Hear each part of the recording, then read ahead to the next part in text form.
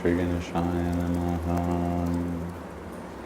Om Vakratanda Mahakaya Surya Koti Samaprabha Nirvignam Kurume Deva Sarvakaryeshu Sarvadam Sarva Mangala Mangalyai Shive Sarvartha Sadhike Sharanye Triambake Gauri Narayani Namastute Sharanagata Dinartha Paritrana Parayane Gunashvaye Gunamaye Narayani Namastute. Good evening to everyone. It's a privilege to be able to come here to the Yoga Center and speak about Ayurveda. It's a challenge. It's a challenge in the sense that I don't know all of you, and as such I don't know how much you might know about Ayurveda or not know. So it will be my responsibility to try to make sure that I am able to convey something that is adequate to keep your attention for the period of time that we will be sitting here. And also to be able to do that in a way that will cover the different levels of knowledge about the subject that are present. You may know that I've just come to Delhi a couple of days ago from Benares, and I was in Benares for the last part of the Pitru Paksha and for Ghatastapana, the first day of Navaratri. And you may know that when you do any kind of karma, any kind of ritual worship, at least according to the traditions of the Sanatana Dharma, you always indicate to the universe where you are and when you're doing it. You always indicate that you are located in Jambu Dvipe, Bharata Varshe, Bharata Kande, and then wherever you happen to be, regarding, it's easy enough in Benares. Yes, definitely you are on the Paschima Tire of the Bhagirathi. And you're also very interested in the time being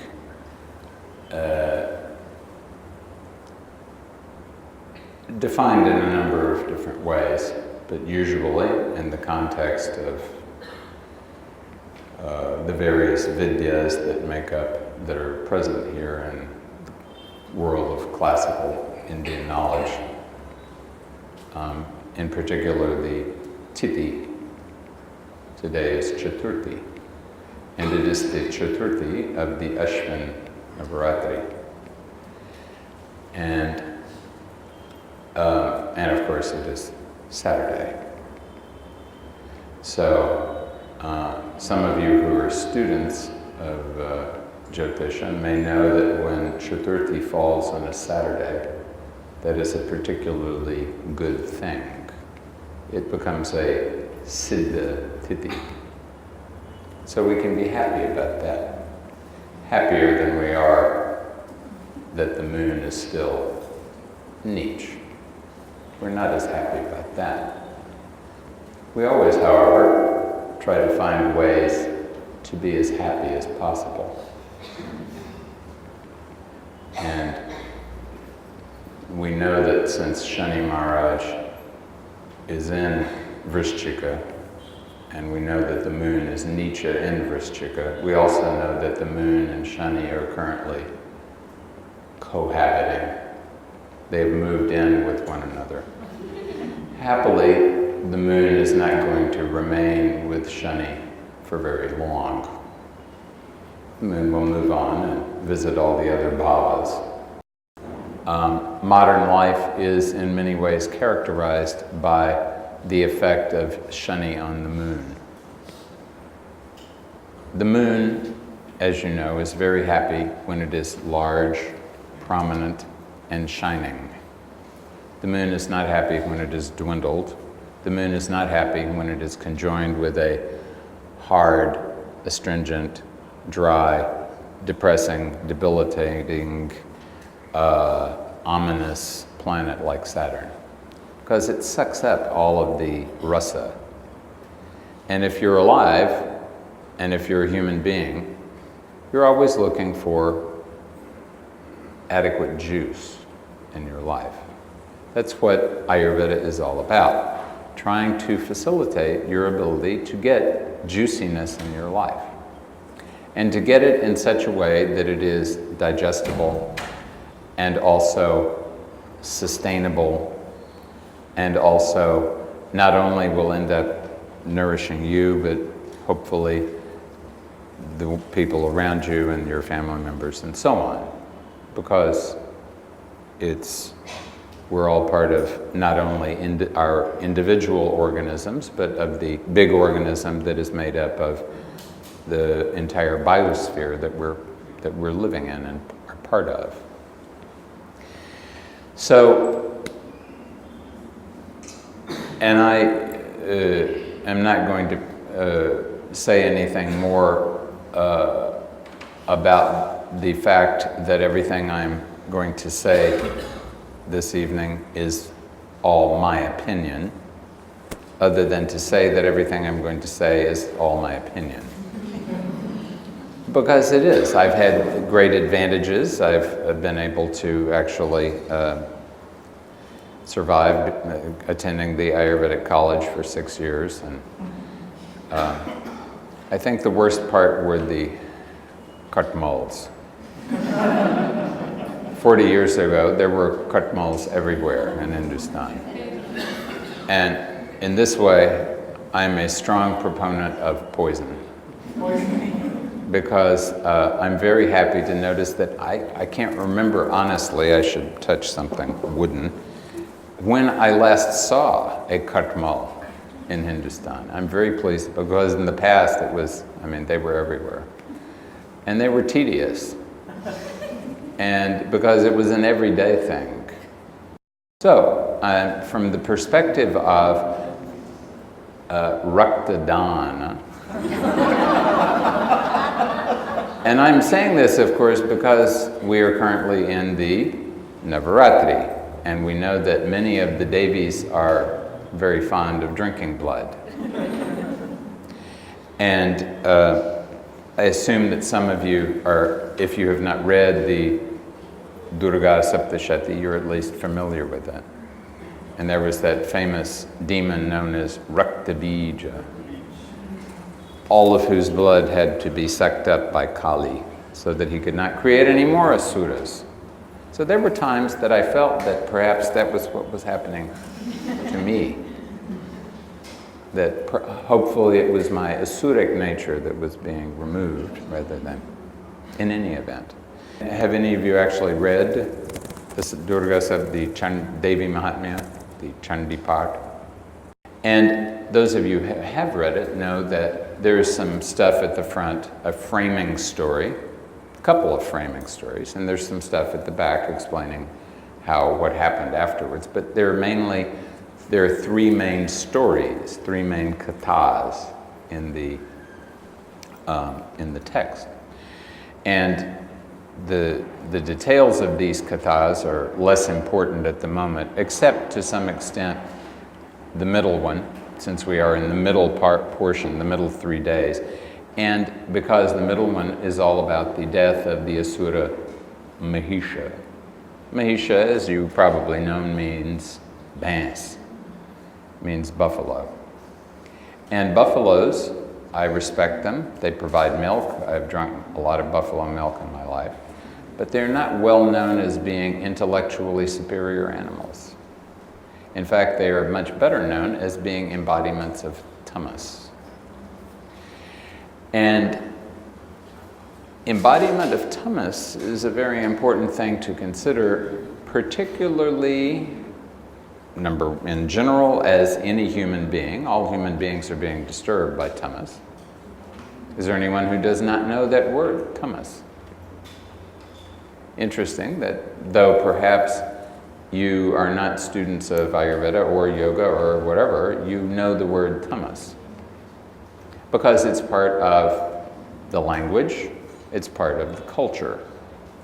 There's a lot of Ayurveda that is part of the language and part of the culture. It's implicit in your understanding of life, whether you're aware of it or not. You know that Dai Kana Rat Ko Shayad Usse Bolgam Ka Paida Hoga Badan Mein.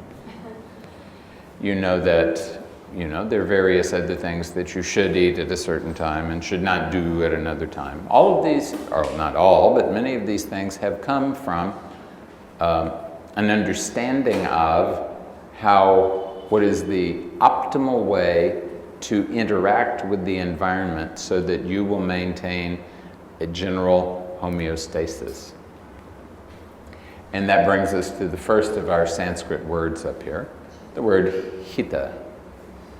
Hita we can translate hita as meaning that which is beneficial for, that which will promote. So the definition of Ayurveda, the most common definition, comes from the most common Ayurvedic text that we have extant, the Charaka Samhita. And I should, just for the purpose of being precise, note that when we talk, most people, when they talk about Ayurveda nowadays, they're talking about the Sanskritic version of Ayurveda that has been collected in a number of samhitas, the Brihat Treyi, the big three samhitas, being the Charaka and Sushruta samhitas and the Ashtanga Hridayam, but several other texts, but that was part of a professionalized tradition of physicians who, and there's the sociological complications and that led to their development of this particular tradition. This is not the only tradition of Ayurveda in the world, in India or in the other places where Ayurveda is common, Sri Lanka, Nepal, and possibly even to some extent still in Pakistan or Bangladesh. There are several traditions that have not been written down, that are not based in the so-called high tradition of Sanskrit, but that still may be very valuable and useful, even if they're not as widely known and perhaps are not as thoroughly detailed. But I'm going to limit myself this evening to the Sanskritic tradition, since it's the one in which I was educated and the one that I know best. And in that tradition, the definition of Ayurveda from the Charaka Samhita is hita hitam sukham dukham ayustasya hita hitam manancha tacha yatroktam Ayurveda sa uchate. So, hita hitam sukham dukkham. That which is beneficial for, that which will promote sukha, and that which will promote dukkha. Sukha literally means good space. The syllable ka means akasha, nabasa.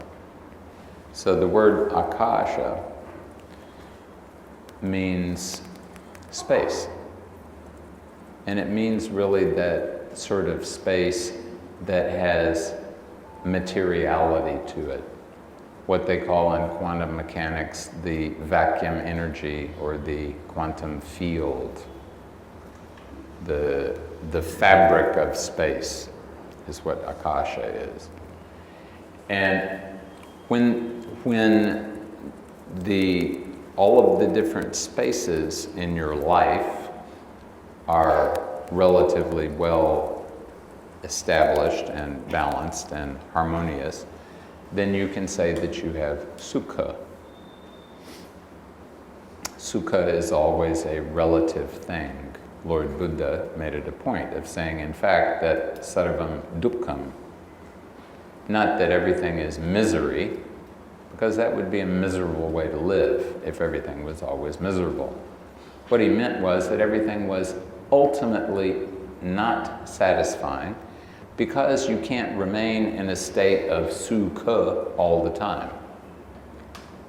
Things will be going along very well, and then your environment, either your internal environment or very often your external environment, will interfere with your having everything in equilibrium, and then you either have to cause your external environment to change, or especially when you live in a big giant environment like a megacity, like this very megacity,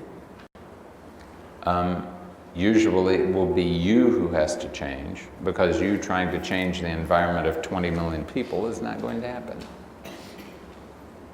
I was in Benares last week, and as I believe many of you know, the MP for Benares is now also running the country. And I was, on the one hand, pleased to see that Benares was not any dirtier than it had been. And I certainly could not identify that the Ganga was any dirtier than it had been. And I certainly salute the Panta Pradhan for attempting to clean up the Ganga. But I just can't see quite exactly how that, perhaps it will happen automatically, I don't know. But it is an extremely big and difficult thing to do. So even when you're in Benares, the Ganga is a major, maybe the major part of your experience. But you can't, there was a time that you could go drink directly from the Ganga. That time is long gone. So you have to acknowledge that this is a real part of your environment, and you have to adapt yourself to living there. So sukha is what we're trying to move in the direction of. Dukkha is often where we end up. So it's a question of what can we do to make dukkha as minimal as possible and sukha as maximum as possible, but sukha in really a good sense. Because often people will say, sukh, as if it was something that you could purchase, or you could always, or if you had enough of something, or that somehow it would come to you, and then it would be, and then you would have it. But it's not something that you possess. It's something that you experience. It's something that you are in a state of.